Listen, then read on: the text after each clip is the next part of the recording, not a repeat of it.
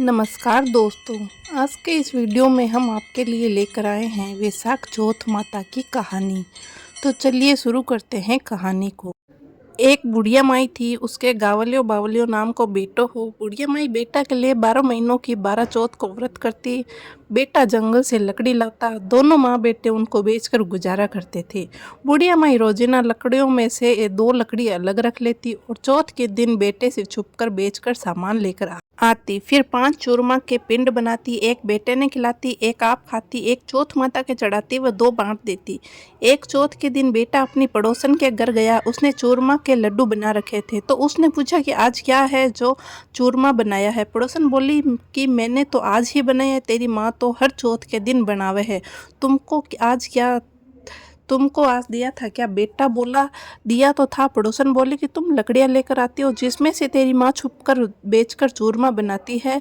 बेटा माँ के पास गया, बोला कि मैं इतनी मेहनत से लकड़ियाँ लेकर आता हूँ, तू चूरमा कर कर खाती हो, तुम मुझको छोड़ दो या चौथ माता को। तो बुढ़िया बोली, बेटा मैं तो तेरे लिए ही व्रत करती हूँ, सो तुमको भले ही छोड़ दूँ लेकिन चौथ माता का व्रत नहीं छोड़ सकती।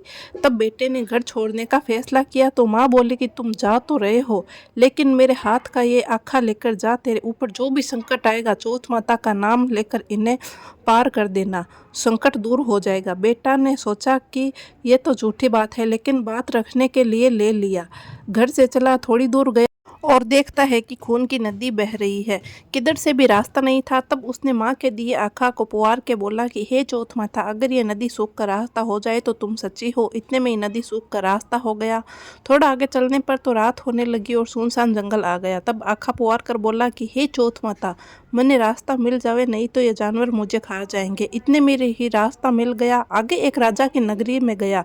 राजा हर महीने एक आदमी की बलि देता था। तब वह एक बुढ़िया के घर में गया तो देखता है कि बुढ़िया माई रोटी बनाते हुए रो रही थी। तब उसने पूछा कि माई तुम रो क्यों रही हो? बुढ़िया बोली कि मेरे एक ही बेटा है और आज वो राजा की बलि चढ़ जाएगा, मैं ये रोटी उसके लिए बना रही हूँ। वो बोला कि माई ये रोटी मुझे खिला दे, मैं तेरे बेटे के बदले चला जाऊँगा।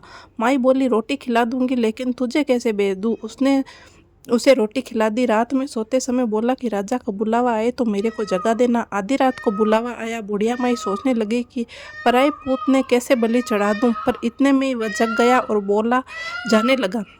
बुढ़िया माई से बोला कि मेरी पोटली और लाठी रखी है। बुढ़िया माई सोची कि आज तक कोई वापस नहीं आया, ये कैसे आएगा। राजा का आदमी उसे साथ लेकर चला गया। वहाँ पर उसने कच्चे घड़े पकने वाले कुंड आवा में चुन दिया। जब वो चुना जा रहा था तब उसने आँखा पुकार कर कहा कि हे चौथ माता, 2 संकट टाल दिए, ये भी तुम ही टालो। इतने में आवा पककर तैयार हो गया। 2 दिन बाद आवा से आवाज़ आई। बच्चों ने राजा के आदमियों के पास जाकर कहा कि आवा पक गया है। राजा के आदमियों ने सोचा कि 6 महीने में पकने वाले आवा इतनी जल्दी कैसे पक गया। उन्होंने ये बात को बताई। राजा ने जाकर देखा तो सारे बर्तन सोना चांदी के कलश हो गए।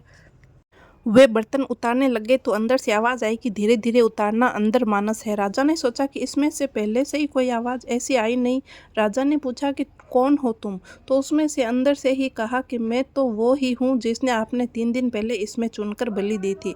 उन्होंने खोलकर देखा तो अंदर वो ही आदमी है जिसे 3 दिन पहले इन्होंने इस आवा में चुनकर बलि चढ़ाया था। उन्होंने सारी बात बताई। उसे महल ले जाया गया। राजा ने पूछा कि तुम कौन हो और बच कैसे गए? तो उसने कहा कि मेरी माँ चौथ का व्रत करती है, उसी की वजह से बच गया। तब राजा ने कहा कि यह झूठ है, इसकी परीक्षा लेनी होगी। राजा ने 2 घोड़े मंगवाए, एक पर सवें चढ़ गया और एक पर दूसरे को बैठा दिया। उसके हाथों और पैरों में जंजीर डाल दी गई। राजा ने कहा कि अब अपन जंगल की तरफ चलते हैं। अगर ये जंजीरें खुलकर मेरे हाथ पैरों में आ जाएगी तो तुम्हारी माँ की चौथ माता सच्ची है। थोड़ी दूर चलने पर ऐसा ही हो गया। राजा के हाथ पैरों में जंजीरें जकड़ गई। फिर उस लड़के ने बड़ी मुश्किल से राजा को वापस राजमहल पहुंचाया और जाने लगा। तब राजा ने उसे रोकने के लिए आदेश दिए। फिर राजा ने उसे अपनी बेटी के साथ विवाह करने के लिए कहा तो उसने सहर्ष स्वीकार कर लिया। राजा ने उसे वही महल में रहने के लिए अलग से सारे साधन उपलब्ध करवा दिए। वह राजकाज में सहयोग करने लगा। कुछ महीनों बाद उसे घर की याद आई। एक दिन मौसम बहुत ही खराब हो रखा था, चारों ओर बिजलियां कड़क रही थी। उसे अपने माँ की याद आई तो उसने अपनी पत्नी से कहा कि जात तो बिजली मेरे गांव की तरफ चमक रही है, तो उसकी पत्नी यानी राजा की बेटी ने कहा कि आपके गांव भी है क्या? तो उसने बताया कि हाँ, उसने अपनी माँ के बारे में बताया।